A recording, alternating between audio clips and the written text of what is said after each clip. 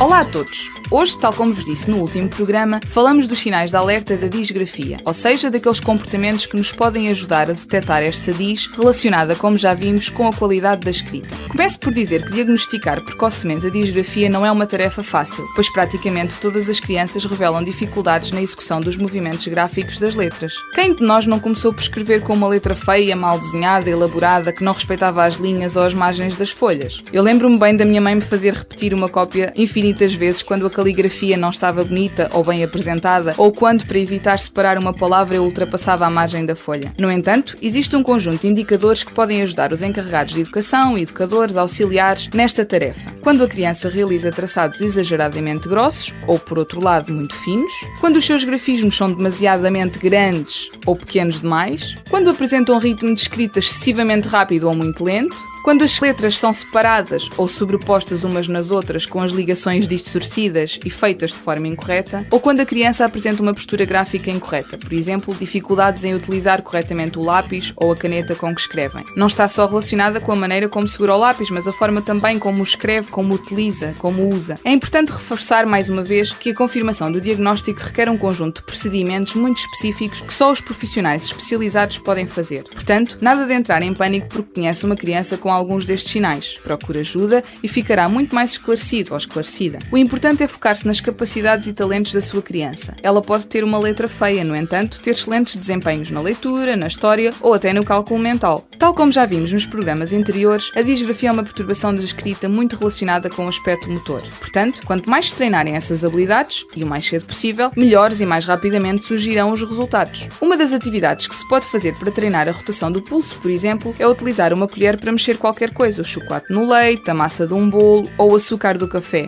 Dê a oportunidade à criança de experimentar e promova desta forma o aperfeiçoamento da sua motricidade fina. Dar a corda numa caixinha de música ou num relógio ou fazer o movimento rotativo de uma corda enquanto alguém tenta entrar para saltar também podem ser excelentes opções. Ou mesmo fazer círculos numa folha de tamanho A3, por exemplo, que pode auxiliar ainda no treino da independência do ombro, braço, mão, já falámos disso também no último programa. Podemos pedir à criança para realizar movimentos circulares em papel de cenário ou outro, de grandes dimensões, e irmos encurtando estas folhas. Se inicialmente ela usa todo o braço para fazer o seu desenho, quando reduzimos o tamanho do papel, ela deve ser capaz de fixar o seu antebraço e apenas mexer o pulso ou a mão. Ou por que não aproveitar o papel de cenário para as crianças desenharem umas às outras? Deite uma criança sobre uma folha e peça à outra que faça o contorno, a lápis ou a caneta, do corpo do colega. Mais uma vez, treinamos não apenas as competências necessárias à escrita, como segurar o lápis, aplicar diferentes pressões e preensões, mas também a interiorização do esquema corporal, o conhecimento das diferentes partes do seu corpo e também do corpo do outro, tão importantes para compreender as noções de lateralidade, por exemplo. Enfim, ficam algumas sugestões, mas de intervenção falaremos num dos próximos programas. Por hoje ficamos por aqui. Já sabem, a Di e as suas dis